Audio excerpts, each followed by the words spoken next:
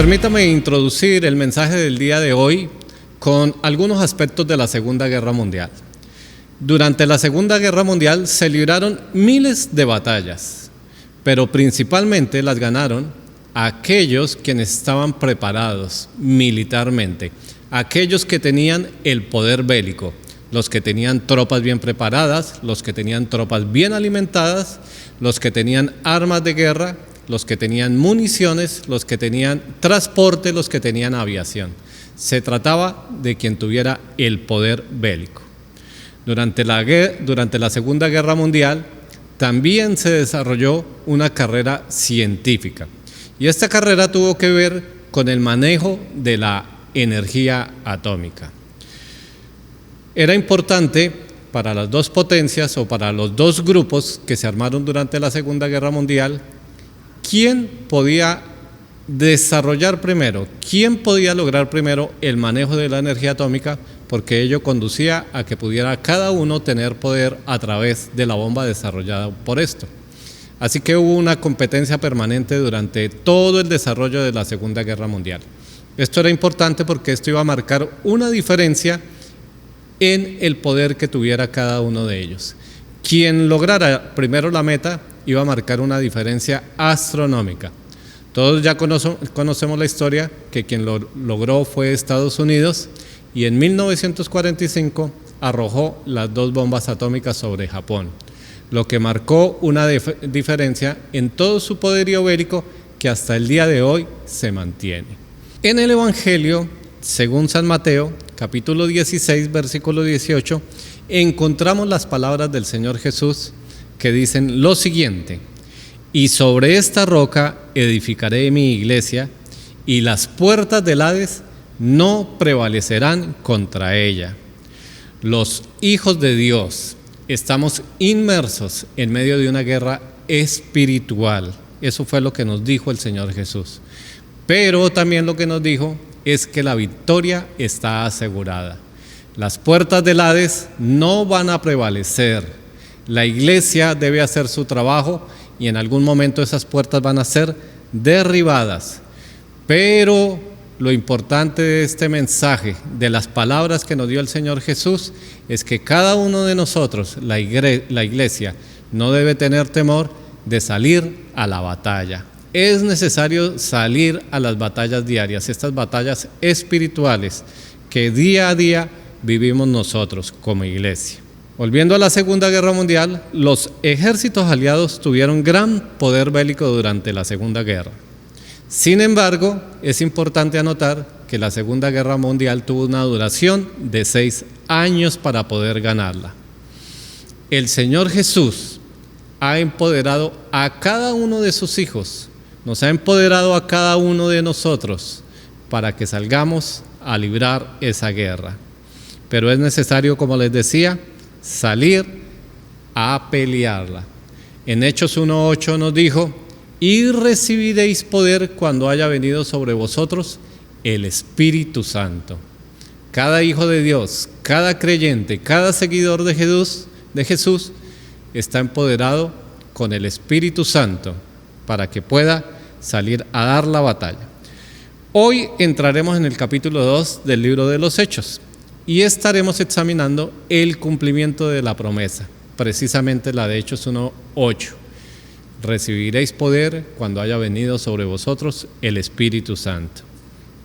Esto es supremamente importante porque con esta promesa se marcaba el inicio, por decirlo así, de una nueva época. Era el inicio de la iglesia. Algo sobrenatural sucedió y es lo que vamos a estar viendo hoy. Cuando Dios quiere destacar la importancia de algo, Él se ha manifestado de manera sobrenatural. Así sucedió con Moisés y la zarza, sucedió también con su voz poderosa, con los truenos, con el fuego en el monte Sinaí, y en diferentes ocasiones cuando Él quería orar a su pueblo, de manera importante se ha manifestado de manera sobrenatural. Y eso fue lo que sucedió en la fiesta de Pentecostés, a lo cual estaremos hablando hoy. El título que tendremos para hoy es Empoderados para vencer la batalla. Pero permítame, antes de ir al mensaje, de hacer una oración. Padre, te alabamos y te bendecimos en esta mañana. A ti sea la gloria, la honra y el honor. Gracias por la oportunidad de ir a tu palabra. Sabemos que tú tienes un mensaje hoy para nuestro corazón. Sabemos que tu voluntad, tu deseo, es que cada uno de tus hijos, que cada uno de nosotros sea conformado a la semejanza de tu Hijo Jesucristo. Padre, en el nombre de Jesús te pedimos que quites todo tropiezo de nuestra mente, de cualquier cosa que nos procure distracción y podamos estar atentos al mensaje que tú hoy quieres darnos. Que quede grabado en nuestra mente, Señor, y que podamos ponerlo en práctica para que podamos ser siervos fieles, Señor, en la misión que tú nos has dado. En el nombre de Jesús, amén. Amén. Vamos a ir a la lectura del capítulo que nos ocupa hoy, Hechos, capítulo 2, versículos del 1 al 13. Hechos, capítulo 2, versículos 1 al 13. Dice la palabra del Señor así. Cuando llegó el día de Pentecostés, estaban todos unánimes juntos, y de repente vino del cielo un estruendo como de un viento recio que soplaba, el cual llenó toda la casa donde estaban sentados. Y se les aparecieron lenguas repartidas como de fuego, asentándose sobre cada uno de ellos. Y fueron todos llenos del Espíritu Santo y comenzaron a hablar en lenguas, según el Espíritu les daba que hablasen. Moraban entonces en Jerusalén judíos, varones piadosos, de todas las naciones bajo el cielo. Y hecho este estruendo, se juntó la multitud, y estaban confusos, porque cada uno les oía hablar en su propia lengua. Y estaban atónitos y maravillados, diciendo: mirad, ¿no son galileos todos estos que hablan? ¿Cómo pues les oímos nosotros hablar cada uno en nuestra lengua en la que hemos nacido? Partos, medos, elamitas y los que habitamos en Mesopotamia, en Judea, en Capadocia, en el Ponto y en Asia, en Frigia y en Panfilia, en Egipto y en las regiones de África más allá de Cirene, y romanos aquí residentes, tanto judíos como prosélitos, cretenses y árabes, les oímos hablar en nuestras lenguas las maravillas de Dios. Y estaban todos atónitos y perplejos, diciéndose unos a otros: ¿qué quiere decir esto? Mas otros, burlándose, decían: están llenos de mosto. Bueno, hoy deseo que vayamos y podamos extraer todos juntos 4 puntos importantes de los que nos habla este pasaje. Primero quiero que veamos recordando la promesa del Espíritu Santo. En segundo lugar, la llegada de la promesa del Espíritu Santo. En tercer lugar, experimentando la promesa del Espíritu Santo. Y en tercer lugar, el propósito principal del Espíritu Santo. Y en cuarto lugar, experimentando la promesa del Espíritu Santo. Así que vamos a ir al primer punto. Dice allí, recordando la promesa del Espíritu Santo. Vamos a ir a Juan 14, versículos 16 al 18 y también el versículo 26. Y yo rogaré al Padre y os dará otro consolador, para que esté con vosotros para siempre, el Espíritu de verdad, el cual el mundo no puede recibir, porque no le ve ni le conoce. Pero vosotros le conocéis, porque mora con vosotros y estaré con vosotros. No os dejaré huérfanos, vendré a vosotros. Esta es la promesa que dio el Señor Jesús a sus discípulos. Y el versículo 26 dice de la siguiente manera: mas el Consolador, el Espíritu Santo, a quien el Padre enviará en mi nombre, Él os enseñará todas las cosas y os recordará todo lo que yo os he dicho. Pues el Señor Jesús se refiere al Espíritu Santo como otro consolador. Eso, lo que habla nuestro corazón, es de la permanencia de Dios para siempre con sus hijos, con nosotros. Dice que el Espíritu Santo nos enseñará, nos recordará y nos guiará. Siempre nos va a recordar a través de la palabra de Dios las palabras de Jesús. y también nos enseña lo que ha de venir. Por eso en la palabra tenemos la oportunidad, guiados por el Espíritu Santo, de poder entender las profecías, estudiando la palabra juiciosamente.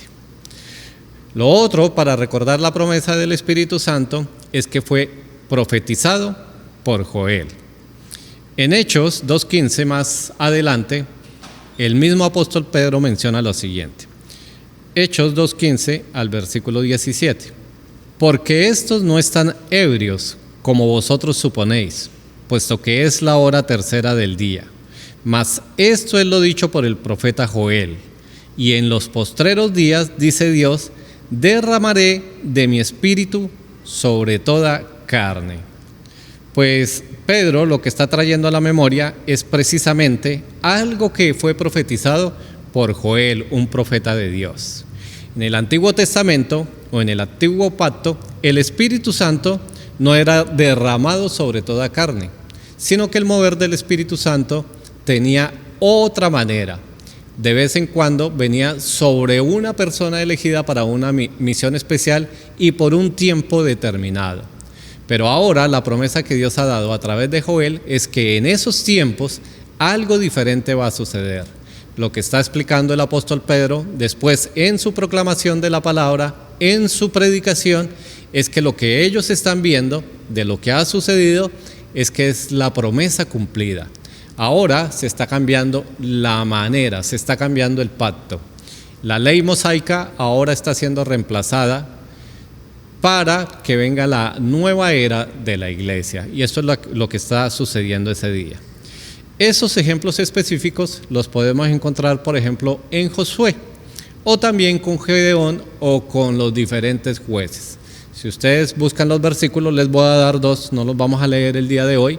En Josué 27:18 y en Jueces 6:34 van a poder ver allí cómo el Espíritu Santo vino sobre ellos para encomendarlos a una misión específica, a una misión determinada. Esto para los judíos de la época de Jesús pues era un poco extraño, porque por sus tradiciones, por la ley mosaica, por lo que habían vivido, pues el Espíritu Santo solo venía sobre personas importantes, o sobre los profetas, sobre los sacerdotes o sobre los reyes. Ver a gente común y corriente que estaba siendo ungida por el Espíritu Santo no era para ellos. Pero esta promesa que vino de Dios por medio de Joel fue la que se cumplió en el día de Pentecostés. Otra manera también de recordar esta promesa fue lo que dijo Juan el Bautista. Vamos a ir a Lucas 3, versículos 16 al 17. Evangelio según San Lucas, capítulo 3, versículos 16 al 17. Respondió Juan diciendo a todos: yo a la verdad os bautizo en agua, pero viene uno más poderoso que yo, de quien no soy digno de desatar la correa de su calzado. Él os bautizará en Espíritu Santo y fuego.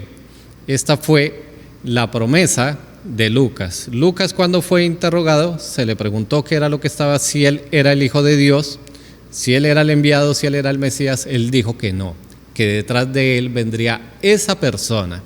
Él os bautizará con el Espíritu Santo. Y esto fue lo que sucedió en el Pentecostés.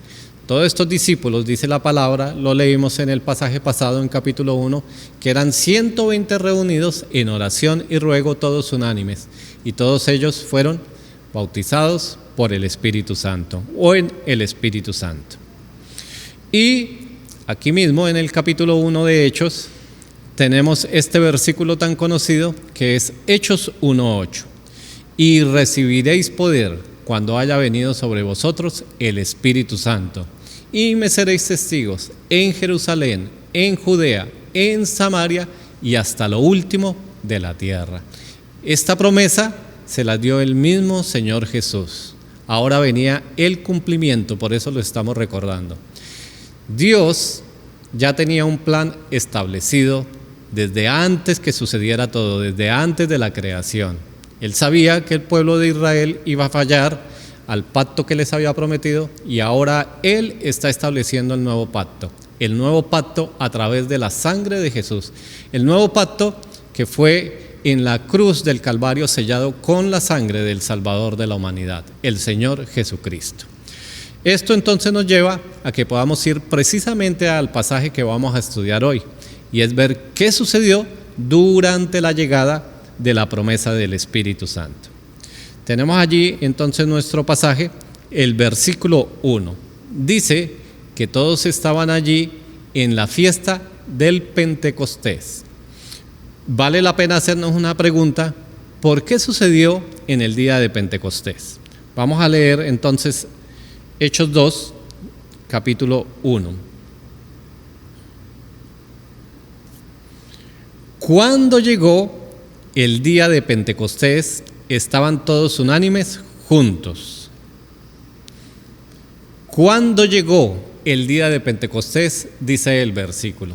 Esta manera de expresarlo es una manera gramatical de algo que se estaba esperando. Cuando llegó, sucedió lo que tenía que suceder. O sea que Dios ya lo había planeado de esa manera, el día de Pentecostés. Pero vamos a ver por qué Dios escogió esta fecha. En la fiesta de Pentecostés o el día de Pentecostés se daba gracias a Dios por el fruto de las cosechas. Y esta fiesta era conocida como la fiesta de las semanas.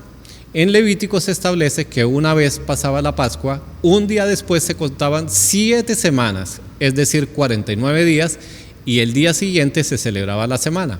Por eso se conoce como el Pentecostés, 50 días después. Los judíos, después de la Pascua del Cordero, también lo utilizaban para conmemorar la entrega que le hizo Dios de la ley por medio de Moisés en el monte Sinaí. Esto era una tradición que ellos ya habían establecido, y en realidad eso era lo que ellos valoraban de la fiesta de Pentecostés, la entrega de la ley, porque con eso se marcaba el inicio de todo el pueblo judío, de toda la tradición judía. Por eso era tan importante. Y otra cosa para resaltar es que esta fiesta, que era una de las 3 grandes fiestas, donde era necesario que todos los varones estuvieran presentes en Jerusalén, era un tiempo de verano, digamos, en Jerusalén. O sea que era mucho más fácil transportarse, y por supuesto que la ciudad estaba llena. Esto simboliza entonces el Pentecostés, el nacimiento del judaísmo, y eso era lo que ellos celebraban. Precisamente por eso en Pentecostés ahora está naciendo la iglesia.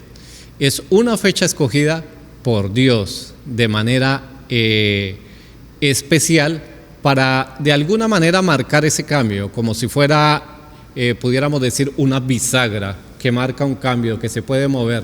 No que la ley fuera desechada. Pablo nos ha explicado que la ley no fue desechada, sino que tuvo un propósito.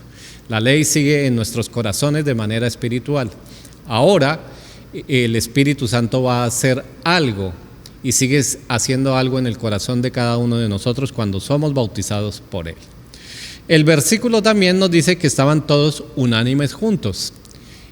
En el mensaje pasado, o en los 2 mensajes pasados, hablamos de la unanimidad, porque ahora en la iglesia el Señor la ve como el cuerpo de Cristo. A cada uno de nosotros nos ve de manera individual, es la manera como que va a trabajar, pero hablando de unanimidad está apuntando ¿a qué?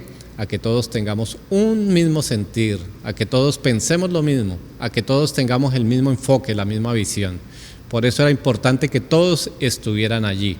Él hubiera podido bautizar a cada uno de los discípulos de manera individual en diferentes sitios, pero por ser el nacimiento, por ser la fecha importante que él había escogido para marcar la diferencia, el nacimiento del nuevo pacto, el nacimiento de la nueva iglesia, estaban allí todos juntos, unánimes. Vamos a ir entonces a Hechos 2, continuando con la lectura, y vamos a leer el versículo 2 y 3.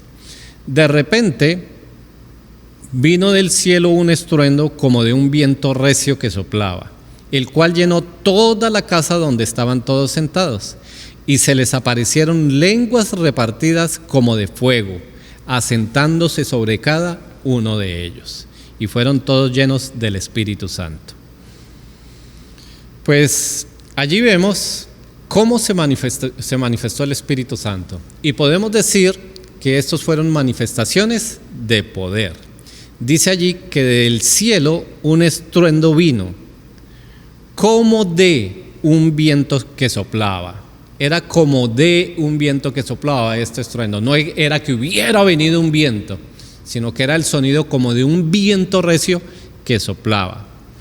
Esto es interesante porque la palabra espíritu, tanto en hebreo como en griego, es la misma para viento. Vamos a ir a Génesis 2:7. Entonces Jehová, Dios, formó al hombre del polvo de la tierra y sopló en su nariz aliento de vida, y fue el hombre un ser viviente. Esta palabra que se utiliza allí para sopló es exactamente la misma palabra que se utiliza para el Espíritu Santo, para espíritu. O sea que ese viento estaba allí. También Ezequiel 37, vamos a buscarlo, Ezequiel 37, versículos 9 y 10. Y me dijo: profetiza al Espíritu, profetiza, hijo de hombre, y di al Espíritu: así ha dicho Jehová el Señor, Espíritu, ven de los cuatro vientos y sopla sobre estos muertos y vivirán. Y profeticé como me había mandado, y entró espíritu en ellos, y vivieron, y estuvieron sobre sus pies un ejército grande en extremo. Esta es la profecía muy conocida del valle de los huesos secos. Pues la palabra que se utiliza allí como viento, como espíritu, es exactamente la misma que se está utilizando aquí en el griego. Por eso es que el estudio de la doctrina del Espíritu Santo se conoce como neumatología, porque viene de esa palabra neu del griego, que quiere decir viento. Por eso también conocemos así a los especialistas médicos, neumólogos, porque ellos son los que estudian el viento que hay en los pulmones, ese sistema respiratorio. También dice en el pasaje, vamos a ir a Juan capítulo 3, el encuentro que tuvo nuestro Señor Jesús con ese principal llamado Nicodemo. Juan capítulo 3, versículo 6 dice, hablando el Señor Jesús a Nicodemo: lo que es nacido de la carne, carne es, y lo que es nacido del Espíritu, espíritu es. No te maravilles de que te dije, os es necesario nacer de nuevo. El viento sopla de donde quiere, y oyes su sonido, mas ni sabes de dónde viene ni a dónde va. Así es todo aquel que es nacido del Espíritu. Pues allí encontramos la unidad de la palabra. El Señor Jesús, cuando habló con Nicodemo, le habló precisamente del bautizo del Espíritu Santo. No sabemos de dónde viene ni para dónde va.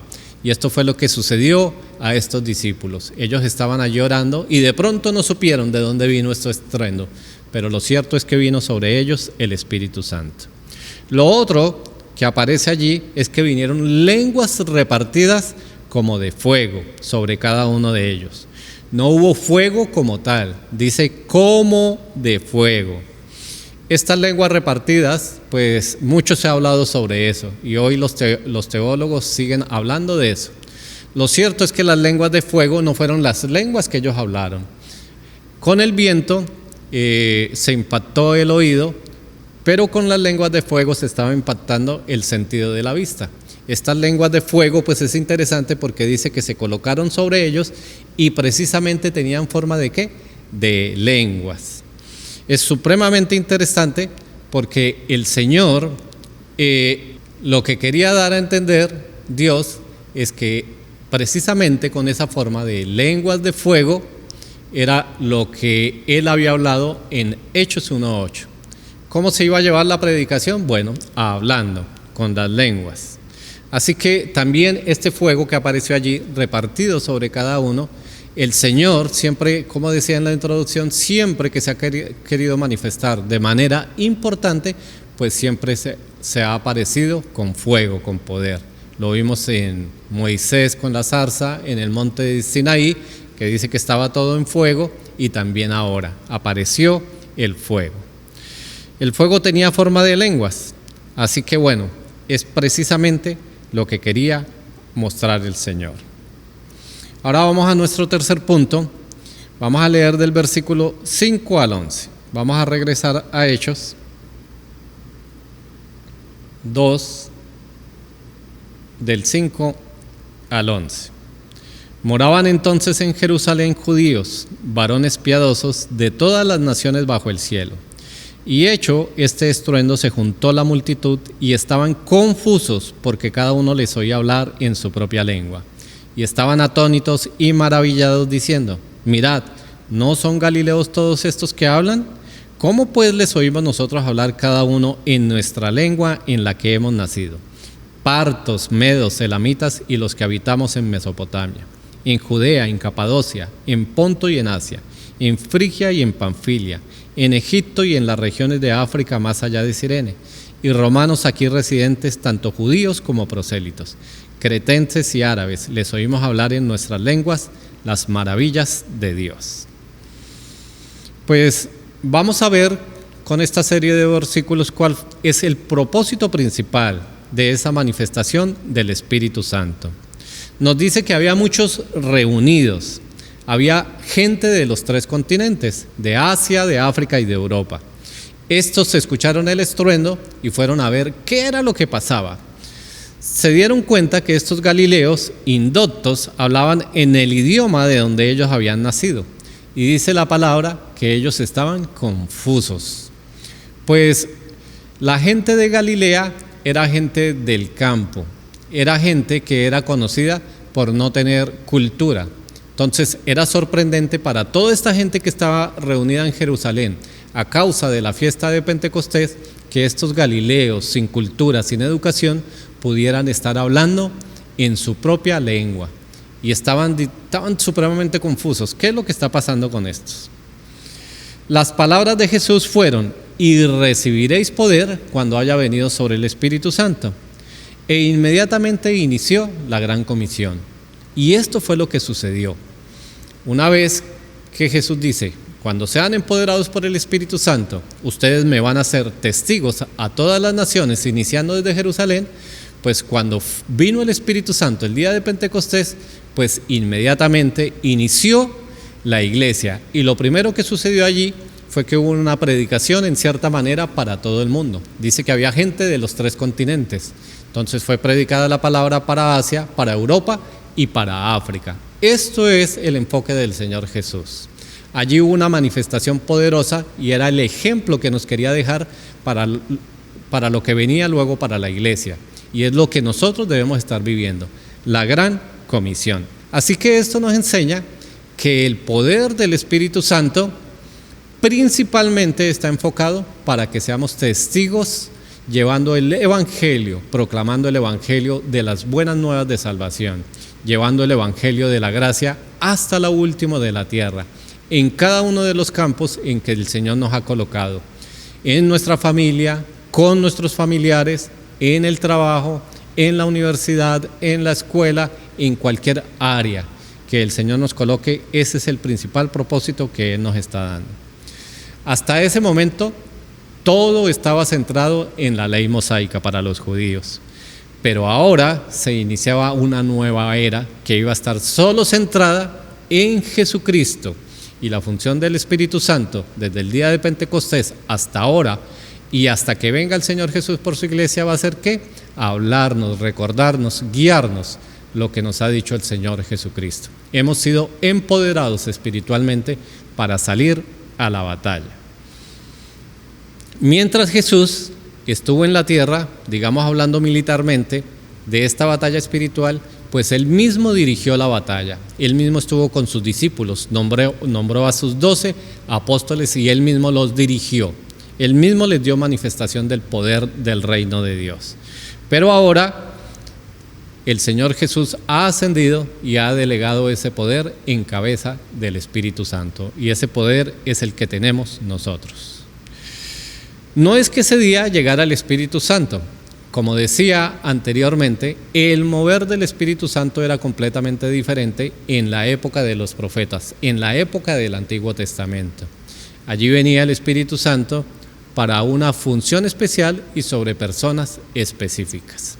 Lo que nos lleva a nuestro cuarto y último punto es que nosotros debemos experimentar la promesa del Espíritu Santo. Las lenguas fueron repartidas. Esto quiere decir que es la evidencia que ahora Dios iba a trabajar de manera individual. Con los judíos trabajó como en el pueblo, como en conjunto.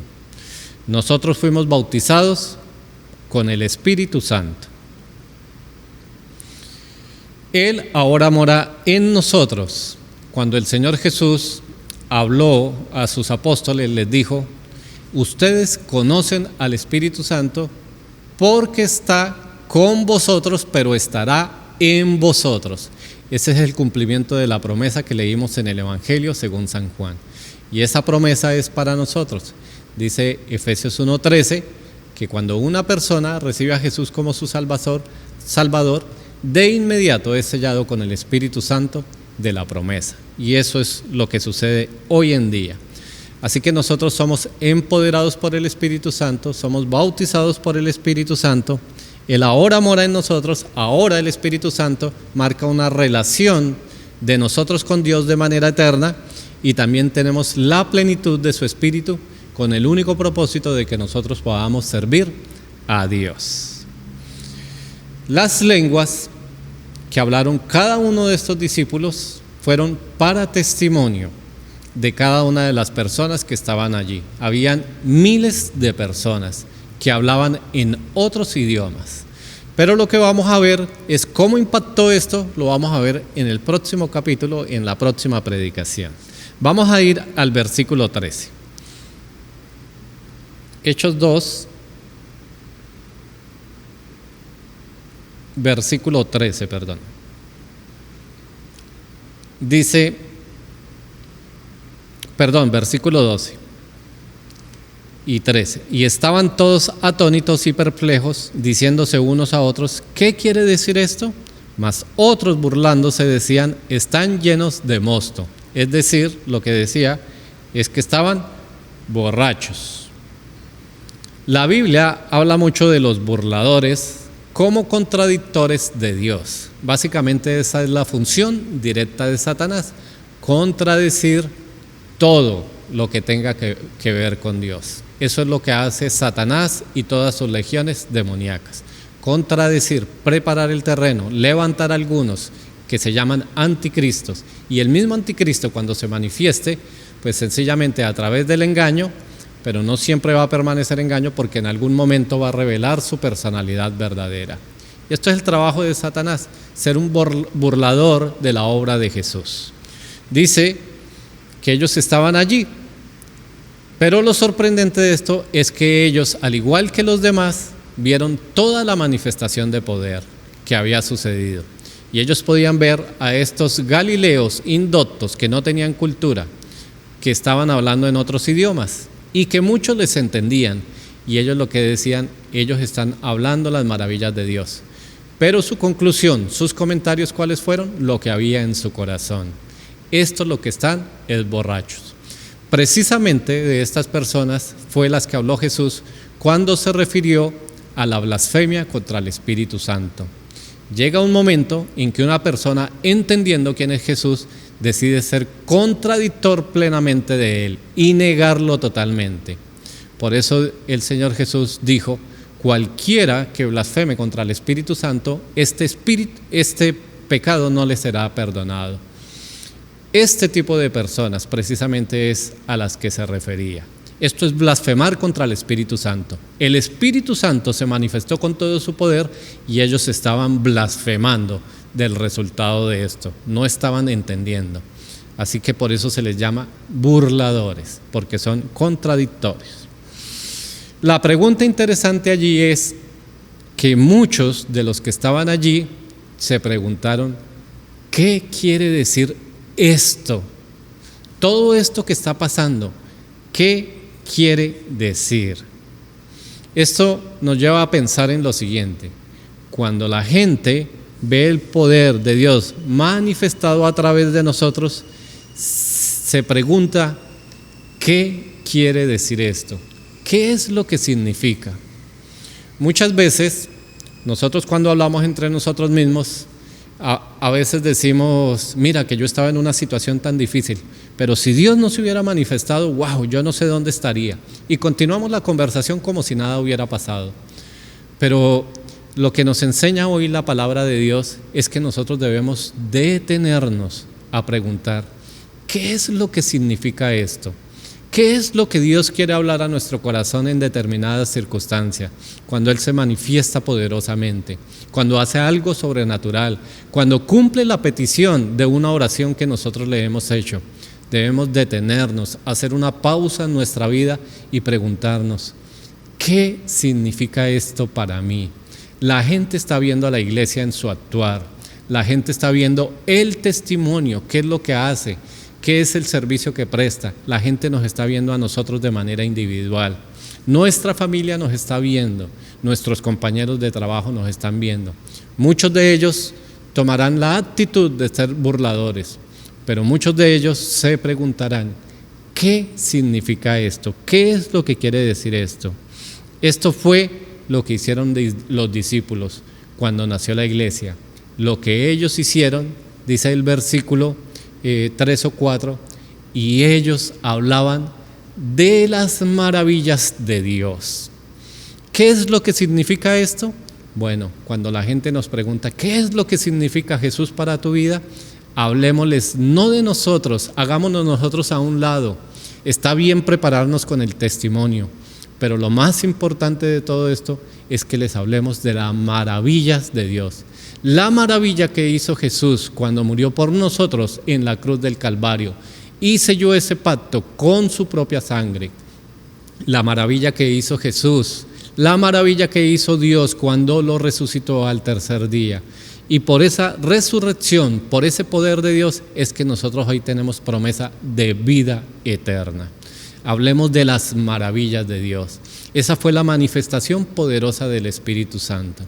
Como vimos en los versículos en Ezequiel y en Génesis, el Espíritu Santo vino allí, actuó para dar vida. Y el Espíritu Santo sigue viniendo sobre aquellos que reconocen a Jesús como su Salvador. Sigue viniendo sobre aquellos que reconocen que son pecadores, que han faltado, que no han vivido conforme a la voluntad de Dios. Y el Espíritu lo que hace es manifestarse en el corazón de cada uno para darle vida espiritual. Esto es el mensaje del día de hoy, la manifestación del Espíritu Santo para cada uno de nosotros. El Espíritu Santo nos ha dado vida y el Espíritu Santo nos ha empoderado para que llevemos el mensaje a otros, para que esos otros puedan tener vida. Ellos están caminando al infierno. Nosotros teníamos el mismo destino, pero alguien nos habló las maravillas de Dios y pudimos tomar una decisión por Cristo Jesús. Así que les animo, iglesia, les animo a cada uno de ustedes para que puedan entender lo poderoso de quien mora en nosotros, del Espíritu Santo, para que ese poder del cual hemos sido investidos lo utilicemos. La guerra se está librando, pero necesitamos salir. Vamos a concluir con este pasaje que ya lo hemos leído. Mateo 16, 18. Y yo también te digo que tú eres Pedro, y sobre esta roca edificaré mi iglesia, y las puertas del Hades no prevalecerán contra ella.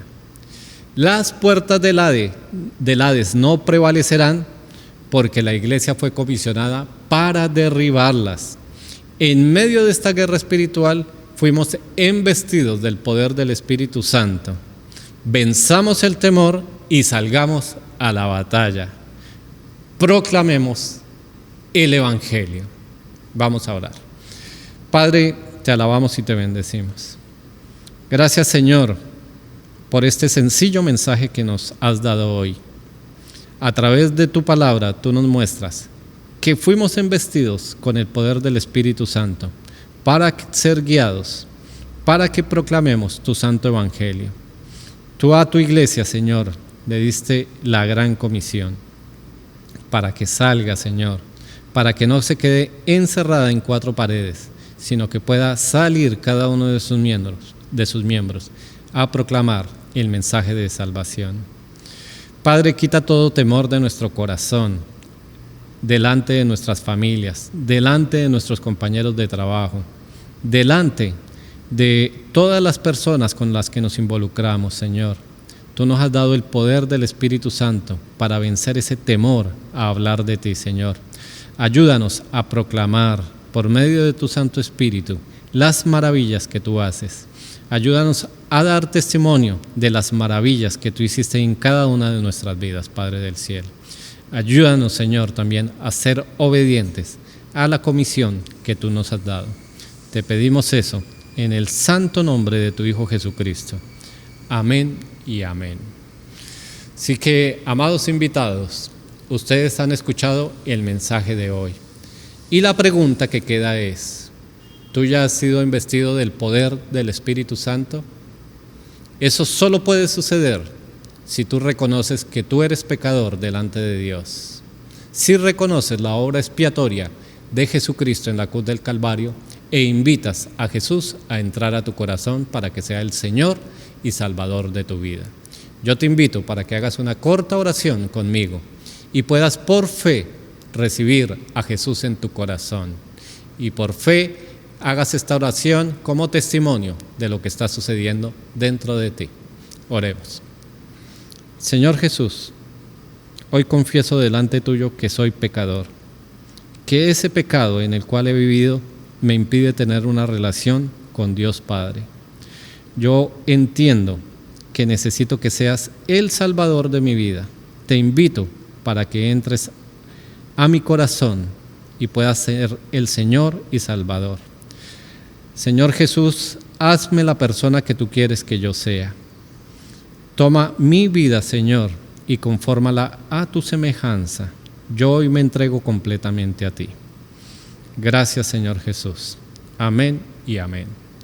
Si tú has hecho esta oración, pues déjame decirte que has tomado la decisión más importante de tu vida y hoy has recibido el poder de ser un hijo de Dios. A todos ustedes nos vemos el próximo domingo. Dios les bendiga.